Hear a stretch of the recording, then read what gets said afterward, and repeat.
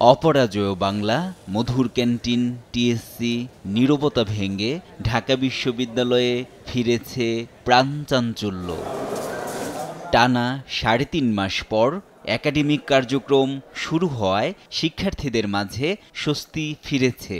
তবে দীর্ঘদিনের স্থবিরতায় সেশন জটের শঙ্কাও থাকছে।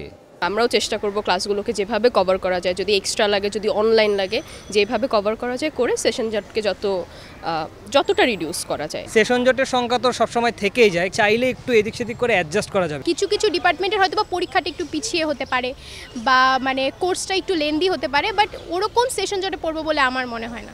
সেশন জট রোধে অনলাইনে ক্লাস নেয়ার পরামর্শ অধ্যাপক রুবায়েত ফেরদৌসের।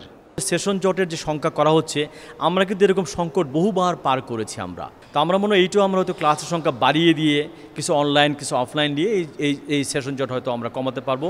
এদিকে শিক্ষার্থীদের অনুপাতে আবাসিক হলগুলোতে পর্যাপ্ত সিট না থাকায় ভোগান্তি বাড়ছে। উপাচার্য অধ্যাপক ডক্টর নিয়াজ আহমেদ খান জানান, শিক্ষার্থী অনুপাতে হলে সিটের সংখ্যা অপ্রতুল, তাই নতুন হল নির্মাণে উদ্যোগ নেওয়া হবে। বন্ধুপ্রতিম রাষ্ট্র যারা আছে, বিশেষ করে আমরা সেদিনও যখনই কোনো সুযোগ পাই সরকারি মহলেতে উপস্থাপন করেছি, কর্পোরেট মহলেও আমাদের এটা উপস্থাপন করার আগ্রহ আছে। বন্ধুপ্রতিম রাষ্ট্রগুলোর মধ্যে যখন যারা আমাদের এখানে বিভিন্ন সময়ে সরকারিভাবে ভিজিটে আসেন, সেদিন উদাহরণস্বরূপ বলছি যে আমাদের মাননীয় চাইনিজ অ্যাম্বাসেডর মহোদয় এসেছিলেন, তাকেও আমরা অনুরোধ করেছি যে আমাদের হলের ব্যাপারে তারা কোনো সহযোগিতা করতে পারেন কিনা। উপাচার্য অধ্যাপক ডক্টর নিয়াজ আহমেদ খান জানান, নীতিমালার ভিত্তিতে হলে সিট বরাদ্দ হবে।